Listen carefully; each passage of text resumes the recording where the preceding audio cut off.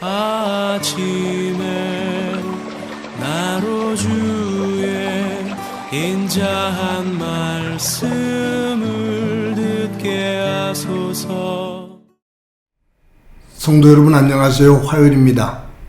오늘도 하나님의 사랑이 여러분들의 삶의 자리에 가득하기를 간절히 소망합니다. 말씀하고 봅니다. 고린도전서 13장 8절부터 13절까지의 말씀을 봉독해 드립니다.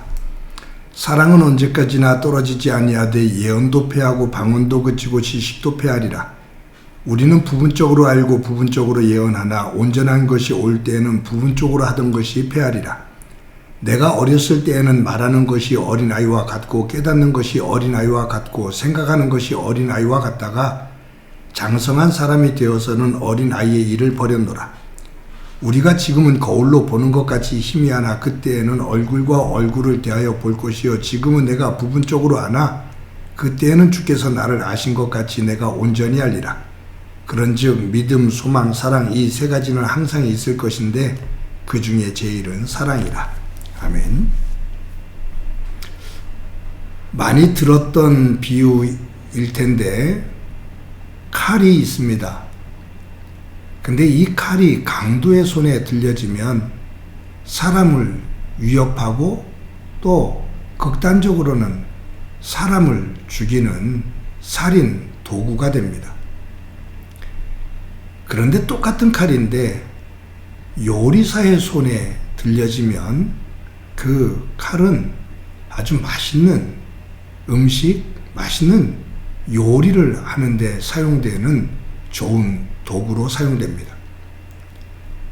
칼이 나쁜 거냐 좋은 거냐? 아니요.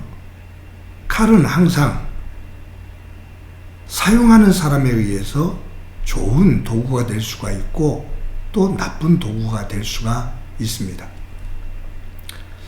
누가 사용하느냐, 누가 무엇을 위해서 어떻게 사용하느냐에 따라서 달라지는 거죠. 고린도 교회에 이 은사로 인해서 많은 문제가 생겼다고 그랬잖아요.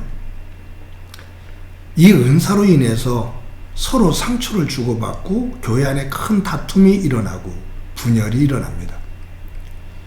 은사로 인해서 일어나는 이 문제를 보면 은사가 잘못됐기 때문일까요? 아닙니다. 말씀드린 것처럼 은사는 하나님께서 하나님의 백성들이 하나님 나라를 이루기 위해 섬길 수 있도록 주신 선물입니다. 주신 재능이다 그 말이에요. 이것은 하나님의 은혜 가운데 하나님의 사람들에게 주신 소중한 선물입니다. 그런데 이 은사를 받은 사람들이 그 소중한 하나님의 선물을 어떻게 사용하느냐에 따라서 그 내용이 달라진 거예요. 어떤 사람은 그 은사를 가지고 자기를 높이려고 합니다. 다른 사람들을 자꾸 지배하려고 합니다. 자기 주장만을 펼칩니다. 자기 은사가 크다고 자랑을 합니다. 그러다 보니 그 은사를 활용하면 활용할수록 다른 사람들, 다른 상대방들이 상처를 입게 되고 그 속에서 아파하게 됩니다.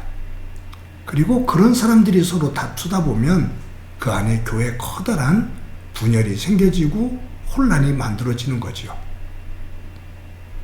정말로 성숙한 교회는 각자가 받은 그 은사를 가지고 서로가 조화를 이루는 것. 여러분, 매번 말씀드리지만 하나님께서 온 천지를 창조하신 다음에 마지막 참으로 보기에 좋으셨다. 보시기에 좋았더라. 그리고 하나님께서 안식에 들어가거든요. 피곤해서 쉰 것이 아니라 하나님이 그 완전한 세계를 누리신 거예요.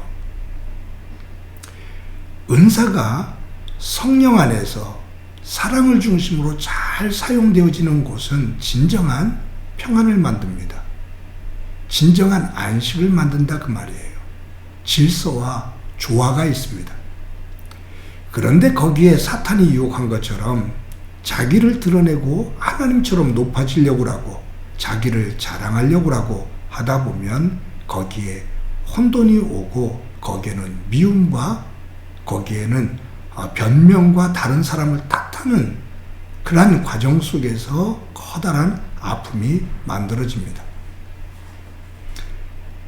바울은 예언과 방언 그리고 말씀에 대한 지식, 자신을 불태울 만한 강렬한 믿음, 이러한 은사들, 그것이 잘못됐다고 말하진 않아요. 소중한 은사지요. 그런데 이런 것들이 왜 문제가 되냐 하면 그 은사를 가지고 사랑으로 그 은사를 행하지 않고 그것을 가지고 자기 어떤 자기 실현을 이루는 도구로 쓰려고 하다 보니까 문제가 돼요.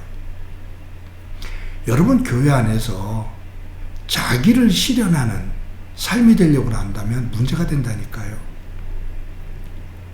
교회 속에서 자기의 존재감을 드러내려고 자꾸 애를 쓰다 보면 거기에 말썽이 생겨요.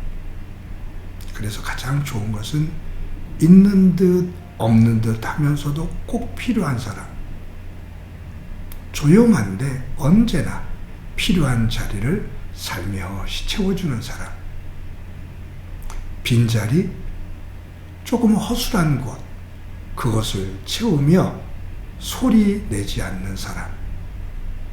어찌 보면 그 사람들이 큰 믿음입니다.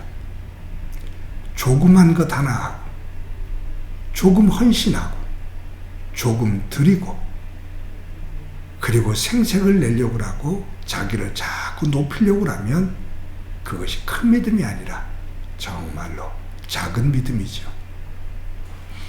여러분, 교회 안에서 나만큼 봉사하는 사람, 봉사하면서 헌신하는 사람 있으면 나와봐.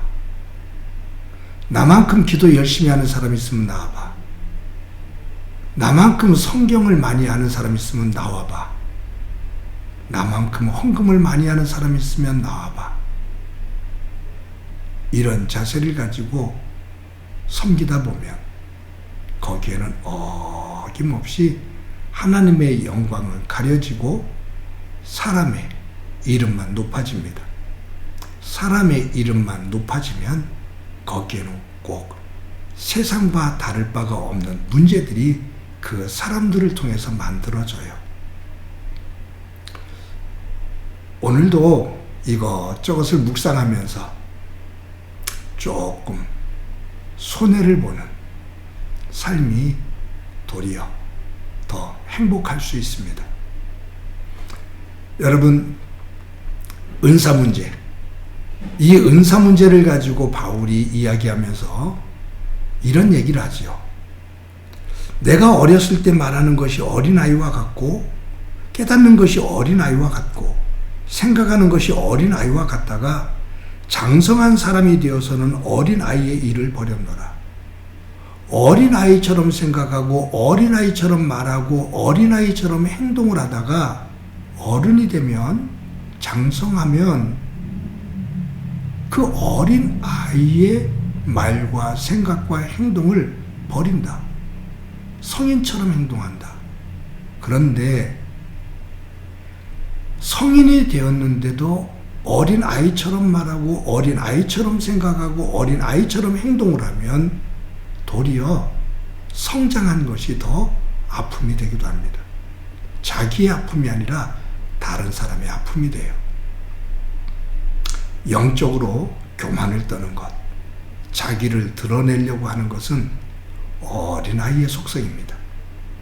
그런데 덩치는, 활동은 장성한 어른의 모습이거든요. 그러니 더 괴리감이 크지요. 바울이 믿음과 소망, 사랑, 이 세 가지는 항상 있을 것인데 그 중에 제일은 사랑이다. 은사 가운데 가장 으뜸의 은사는 사랑이다. 오늘도 저와 여러분이 하나님의 백성이 된 것, 하나님의 은혜입니다. 하나님의 무조건적인 사랑입니다. 그래서 저와 여러분이 하나님의 자녀가 됐습니다. 그 사랑을 오늘도 묵상하며 조금이라도 배워서 함께 더불어 사랑하며 그 사랑을 훈련하며 살아가는 소중한 한날이 되기를 간절히 소망합니다. 한번 기도합니다. 하나님, 어린 아이의 모습에서 벗어나 장성한 성인의 모습으로 하나님 앞에 서게 하시고, 무엇보다 하나님의 사랑을 깨닫고 사랑을 배워 삶의 자리에서 사랑하며 살아가는 저희들이 되도록 은총 베풀어 주옵소서. 오늘도 주의 사랑 안에 거하게 하시고 그 사랑을 나누며 사는 귀한 날 되게 하옵소서. 예수님의 이름으로 기도드립니다. 아멘.